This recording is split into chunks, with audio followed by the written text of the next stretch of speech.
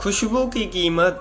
सालों पहले एक भिखारी नंदा नगरी में भूख से तड़पने के कारण खाने के लिए कुछ मांग रहा था।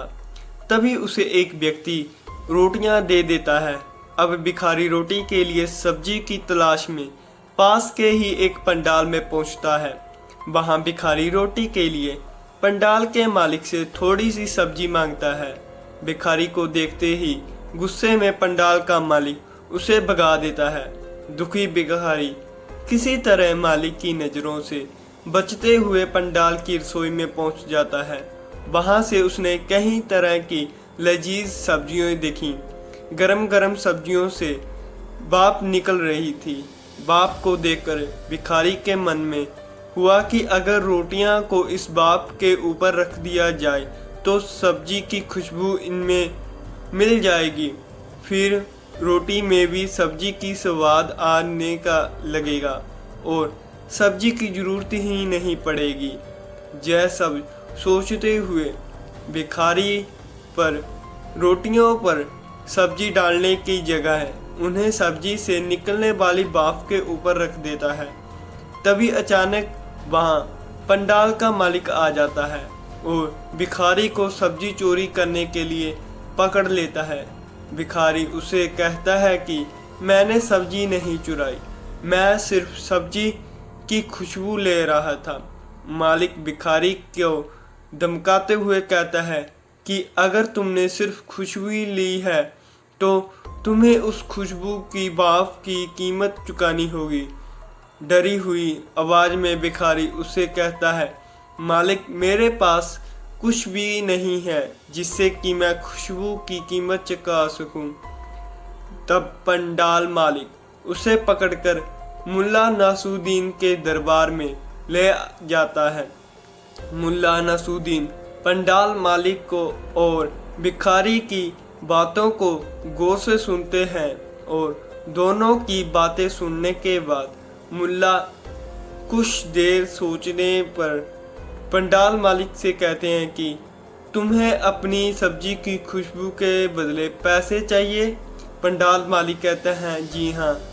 फिर मुल्ला पंडाल मालिक से कहते हैं ठीक है, तुम्हें सब्जी की खुशबू की कीमत मैं स्वयं दूंगा। यह सुनते ही पंडाल मालिक खुश हो जाते हैं। फिर मुल्ला नसूद्दीन उसे बताते हैं, देखो मैं तुम्हारी सब्जी की खुशबू की कीमत सिक्कों की खनन से अदा करूंगा। इतने कहते ही मुल्ला अपनी जेब से कुछ सिक्के निकालते हैं और दोनों हाथों से लेकर उन्हें खना लगते हैं।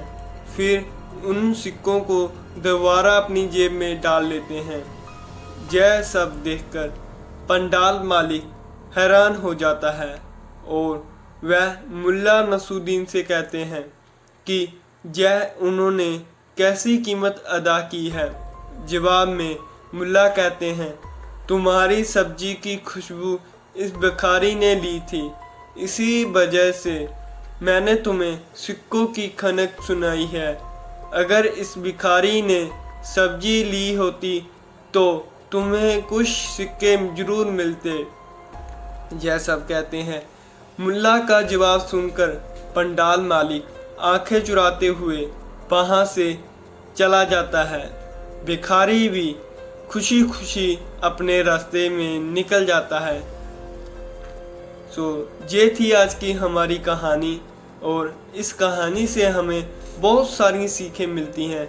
इससे पहली सीख हमें ये मिलती है, बुद्धि और चतुराई से हर समस्या का हल निकल जाता है। जैसा इस कहानी में मुल्ला नसूद्दीन ने पंडाल मालिक के साथ किया था। ये थी आज की हमारी कहानी, जो कि एक भिखारी और एक दरबान के साथ संबंधित थी। अगर आपको हमारी ये कहानी अच्छी लगी, कृपया करके हमारी इस कहानी के लिए लाइक और शेयर जरूर करें और हमारे चैनल पर यदि आप नए हैं तो सब्सक्राइब जरूर करें, जो कि आने वाली नई कहानी को आपको पता चल सके। धन्यवाद। आपको मिलते हैं हम अपनी नई अगली कहानी में।